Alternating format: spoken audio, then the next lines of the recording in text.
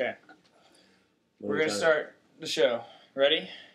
Yeah. What are we talking about again? Ladies and gentlemen, welcome to the L&L interview sessions. Today, I am joined by Matt Owens. Hello. Matt Owens is a member of many things in Chicago. What are you doing right now, Owens? Right now, just mostly Skinprov, and that's about it. Oh, good. Well, we'll get to Skinprov then later, because that's a funny enough thing in itself. Yeah.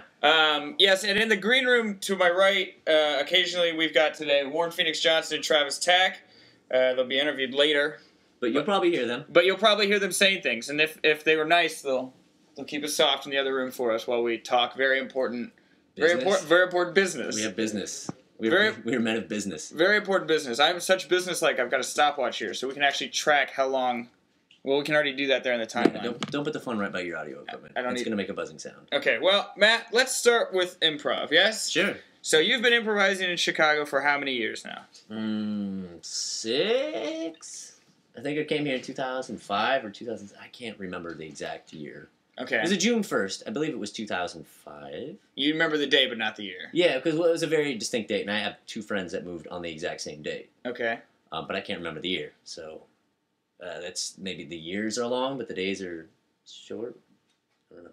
I think that's a Tom Petty lyric. Right. Let's hope so. And so you come here, and what is the first thing you shoot yourself into improv-wise? What do you start doing in Chicago? First thing I did was the IO Training Center. Okay. I was looking at that or the Annoyance, and the Annoyance didn't actually start for another 5 weeks, and IO did the next week. So I was like, well, this will be my first one I do. Okay. And then when I wrote the check for the training center, I was like, let's go ahead and hold off on doing a whole bunch of them at the same time. Because you gave a lot of money to the IO. Yeah, when you cut a check for $250. It's a lot of money to us. Yeah, well, I moved here with $2,000 and 2 bags of clothes, and I instantly gave away $500 of it for rent on the first month, and then $250 of it for IO. That's like the best story ever. Okay. And then I'm like, oh, fuck, I need to eat eventually. I don't have a job. But did you get a job? I started temping. Oh, perfect. Barely making enough, but like enough to get by. Sure. Okay, so you started at the IO. Who's your first teacher then? What's your first experience into IO? Jessica, was it Rob? No. Jessica Robin? What's her last name? Jessica Rabbit? No. Jessica, I can't remember her name now. Old Stony Jew. Don't know Jessica Robbins? That sounds right, okay. But, so you go there, you train with her, was it fun? Yeah, it was very rah-rah. Very rah-rah? It's like, hey, congratulations, you're doing improv. Yeah, and you feel great, right? Well, I was like, I've done this, but thank you. So what had you done? Like, what before you walked through the doors of IO, quick recap, what were you doing? Sure, yeah. In Seattle, I was in college, and there was a theater that did short form on college. It wasn't part of the college, but it was right near the college. Sure, okay. So I started watching shows there halfway through my freshman year and started volunteering so I could go to the shows for free.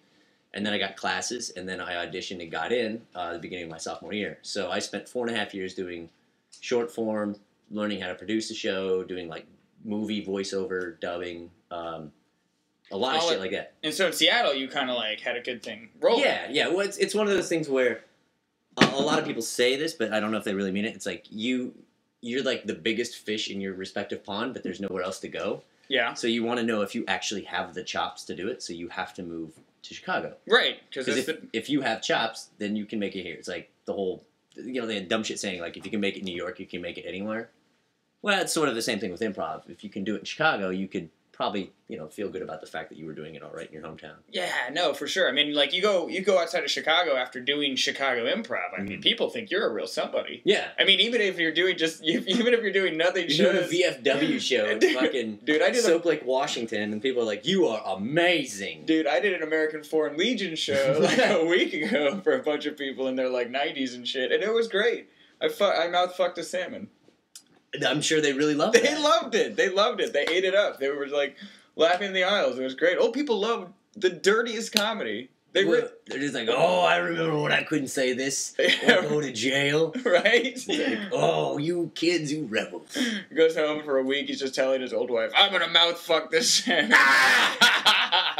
Give me my medications. Oh, God. They love it. Little bit of joy there. Okay, so yeah, it is. You come to Chicago, and like it's a big undertaking, and you're at the IO now. Mm-hmm. And So, what was your impression of walking out of the IO program? Were you immediately put on a team afterwards? I was. You were immediately put on. I was immediately put on a team. Thought so. Okay. I was a little cocky walking out of that program. Mm-hmm. Nobody likes to admit the fact they feel a little cocky, but I was just like, man, I fucking destroyed it. And then Right. I called to get my notes, and they were just like, yeah, you've got like a B plus or like whatever the fucking grading system I think I is. got a B plus. And they're like, now A's get put on teams, B pluses might, so don't, and I'm like, whoa, wait, what the fuck? Like, what are these notes? They're like, you need to, I think one of the notes was you need to jump your own motorcycle more.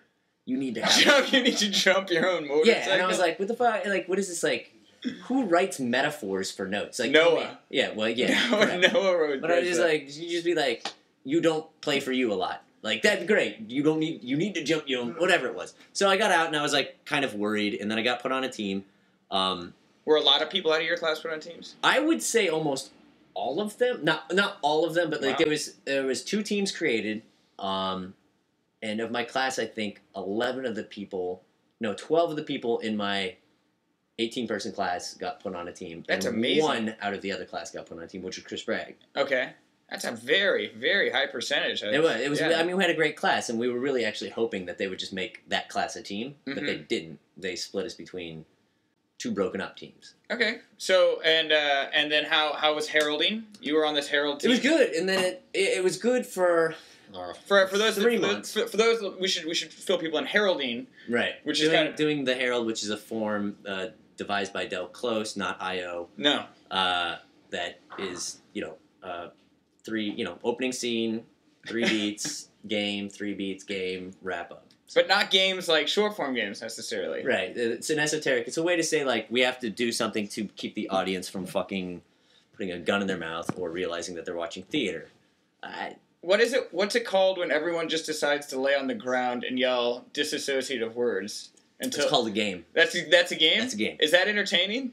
It depends on if you do it well. It's true, it is. But yeah, so I did that for like 3 months. I was really pretty happy. Like, it was really fun and good. And then it got a little bit of the, like, people started... And this is probably the worst part about them putting broken up teams with new teams. Yeah.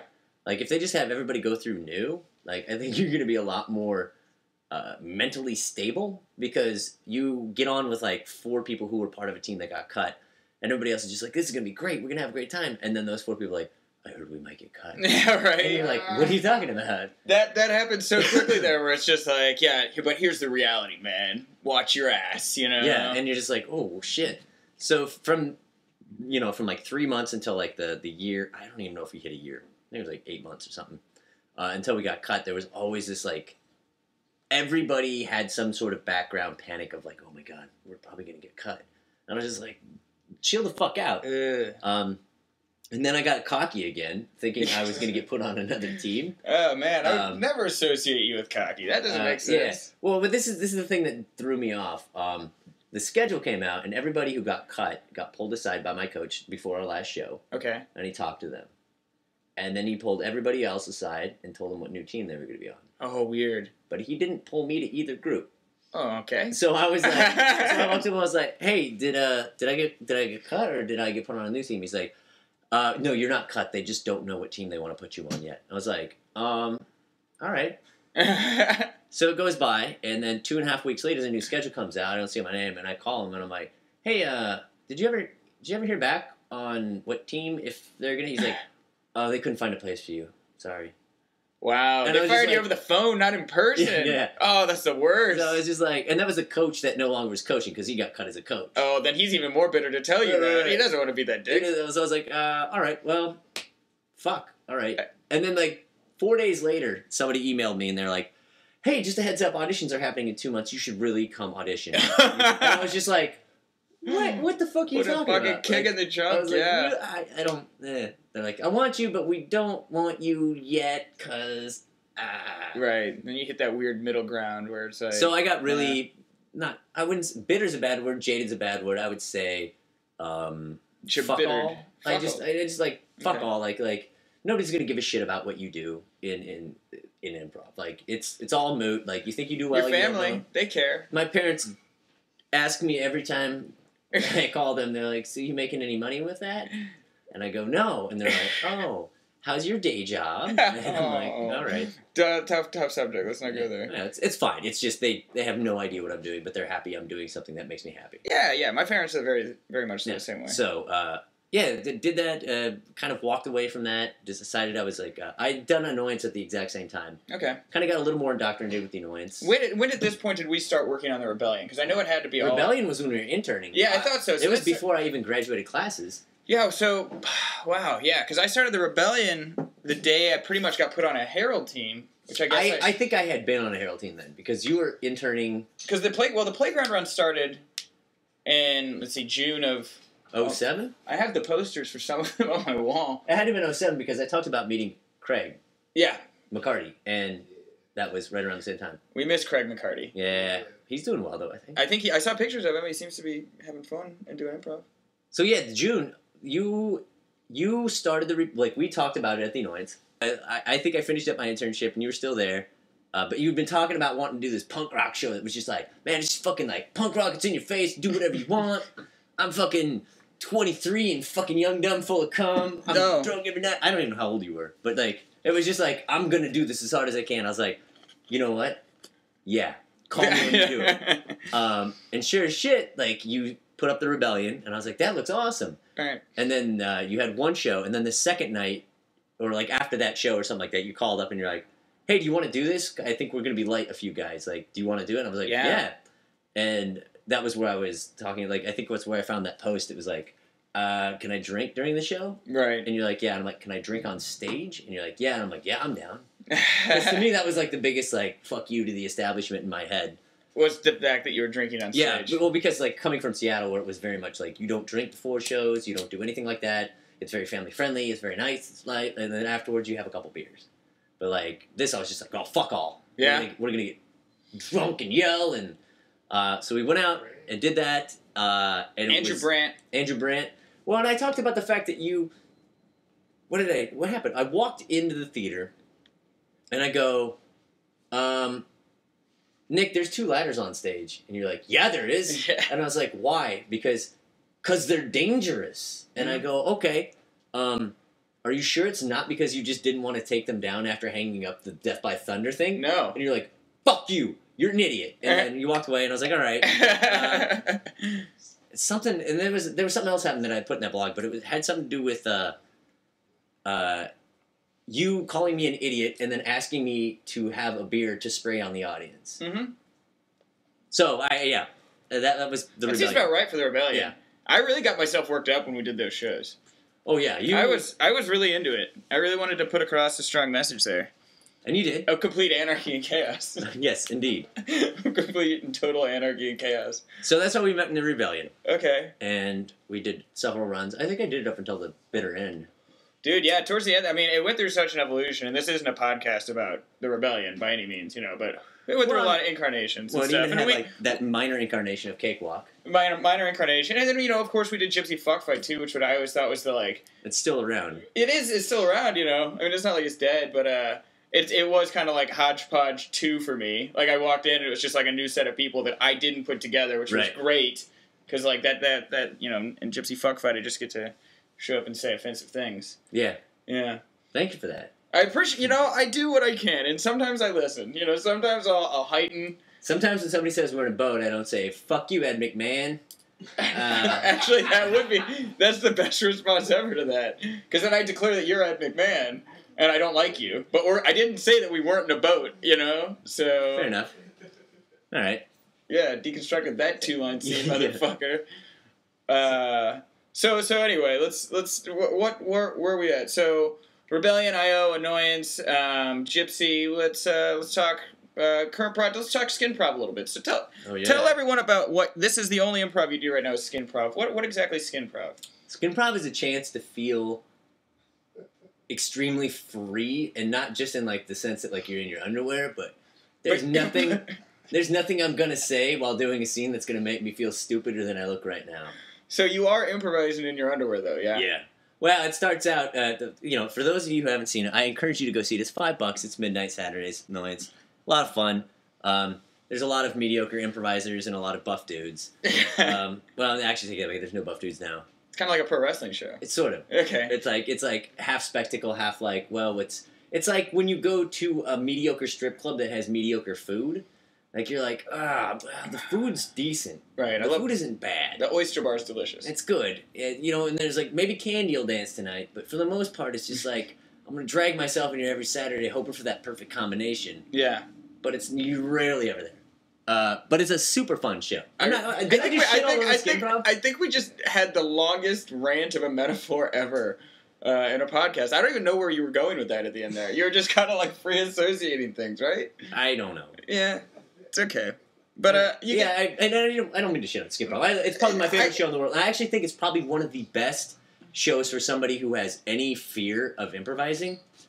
Just because the first show I did, I was like, I'm pretty capable in my improv. It's like what's going through my head. I'm like, I'm fine. I'm a capable improviser. It's like, I'll go out and I'll make a scene. And then your first scene is 3 lines where you basically establish a location that was given as the audience. Like, they'll be like, You're in a a Shell station. You're like, great. And you walk in there, you're like, I have $5 on tank 1. And you'll be like, that'll be $8. And I'm like, oh, I don't have any money. Is it okay if I give you my shirt? And then you take it off, and the other person's like, yeah, here's your change. And they take their shirt off, and they give it to you.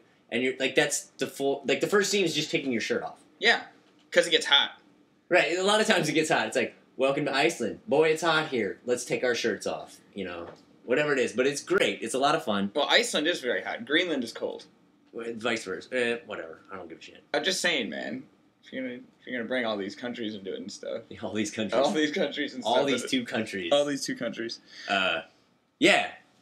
But then you get up there and you have to start taking clothes off, and you forget that like you're doing improv. Sometimes you're just like, hi, welcome to the truck stop. And you're like, Jesus, I'm in my fucking underpants. Maybe I shouldn't have my legs spread so wide.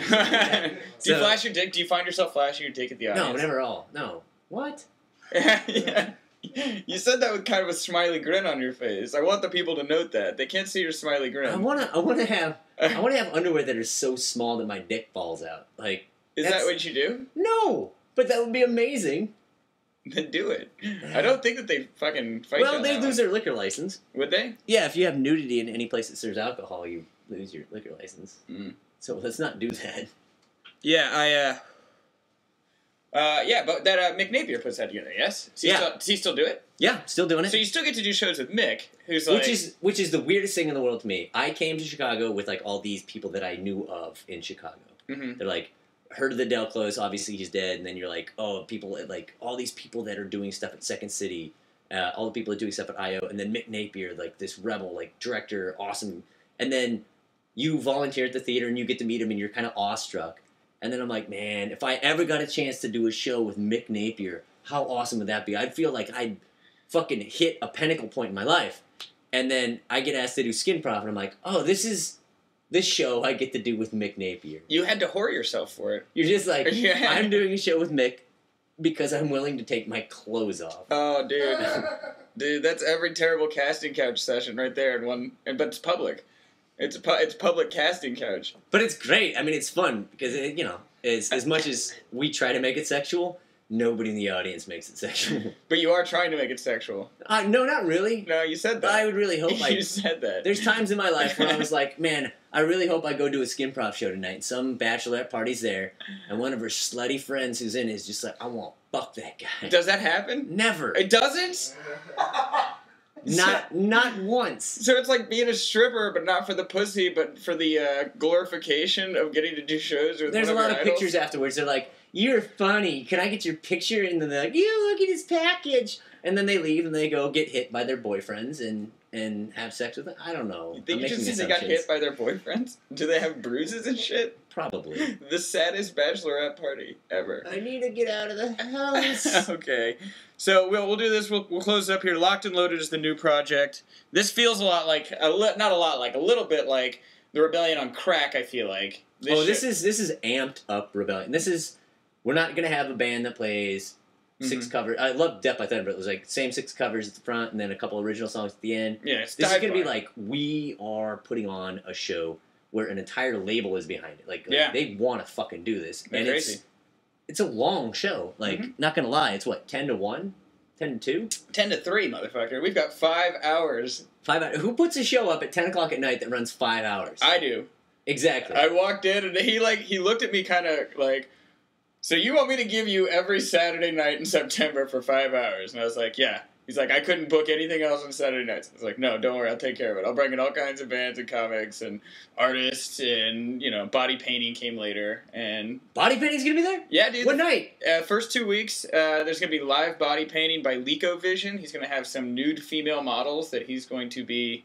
how does that work in a bar? Well, she's gonna have pasties and stuff, Right. And then we're gonna have the table set up next to the stage and kind of it's gonna be very nicely. So he's improvised with naked painted chicks. Yeah. This is like the antithesis of skinprov for me. Oh, it's great, dude. This is a 100-mile-an-hour fucking death rocket to space. I'm glad I'm on it with you. Oh, yeah, thank you. Yeah. But yeah, I'm glad you're on board, man. I mean, we've been through it, and these other motherfuckers we'll talk to here in a little bit, and all the shit that they've been through, and we're gonna do it. We're gonna make people laugh. Yeah, to the fucking moon, man. To the death rocket moon. Woo! Now we'll finish it here. How can they find you, Owens? How can they find you on the interwebs? What should they look for? Sure, yeah. If you want to check out some stuff, I go by Bottled Anarchy on most things. Twitter at @bottled_anarchy if you want to see it. I do some pretty dumb tweets. Yeah. But check them out. Facebook, don't message me. I never check it. Leave me alone on Facebook. I hate Facebook. Okay. But Google Plus. No, I'm just kidding. Are you on Google Plus? Unfortunately. I got invited and I was like, hey, let me check this out for 25 minutes and then get bored with it and never go back to it. I've never even done that. I didn't want to taste it. But it tastes like that milk that you probably have sitting in your kitchen that was expired in May. You got a photo of that, right? I do. I have a photo. You put it up on Facebook? I already will. Oh, no, I don't do Facebook. I put it up on Twitter already, though. Oh, can you tag it? No, but I can.